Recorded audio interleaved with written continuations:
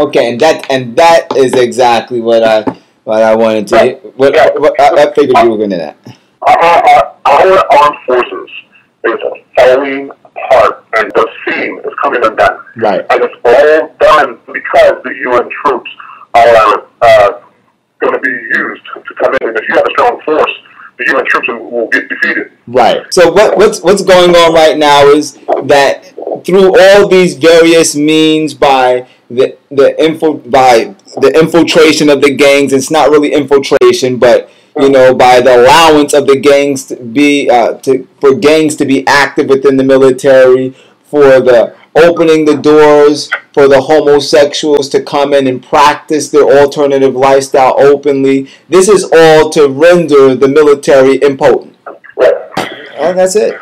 It's all being done for the purpose of making sure that the UN troops can come in and establish themselves. And this is all preparatory for the New World Order. Right, exactly. Right. Listen. That's what you're getting on the battlefield, man. So Soldier X, you've talked about a lot of things. If there was one thing in particular that you would say currently is posing the greatest threat to the American people, that's actively taking place right now, underway, making the inroads for the New World Order. For what would you say that is? You want to know one thing? I mean, if there's one thing that you would say is of the most pertinence in your mind. Okay, to narrow it down, one of the most significant acts right now is it's kind of a twofold thing. One is the dumbing of the children of our nation. Okay. The second is the destruction of the United States military. That is because if you don't have a military, you're open for anybody to walk in. Right. So you want to know, the most significant thing is the destruction of the United States military, which is being systematically destroyed. I really appreciate the information that you shared with me and with everybody else that is listening to this, because I foresee that it will help people open their eyes up a little bit wider to what's going on about us.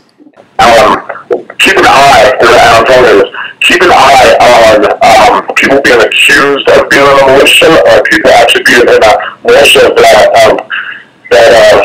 is here to defend themselves. And they're going to be rooted out. A new article in Newsweek magazine digs deep into the subject that has been honestly grabbing headlines now for months. These so-called patriot groups and militias pitting the federal government against the people. The Southern Poverty Law Center says patriot groups are on the rise. In fact, right now, take a look at this. There are 512 of these groups operating in our country, and 127 of those are so-called militias. But by suggesting a revolution, are these so-called patriot groups setting the stage for some kind of violent showdown? Is that what they want? Newsweek's Eve Conant is here with us. She poses that question in her new article. It's called Hate. Eve, thanks for joining me. First, let's talk about why you decided to call the article Hate. Is this all about hate from these patriot groups and these militias? Well, there's different words actually you could use to describe it. Hate, fear. A lot of these groups are based on fear and paranoia and the idea that the government is out to do something against them.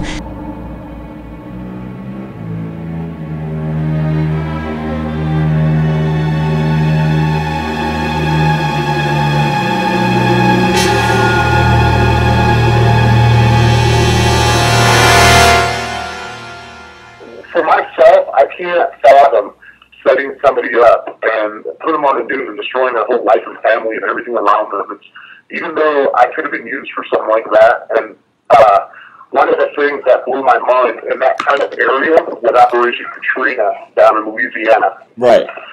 I'll shed some light on it, although I didn't really mention anything about it.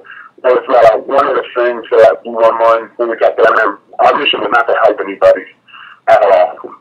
We watched FEMA take people's babies. They told their parents that their babies would be given back to them within like 48 hours. So they're going to take them, give them medical treatment because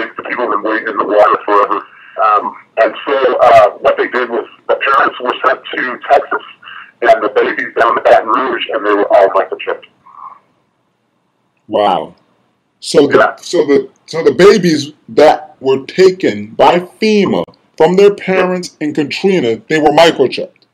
Yep. My God, have mercy, Lord. That's serious stuff. Wow.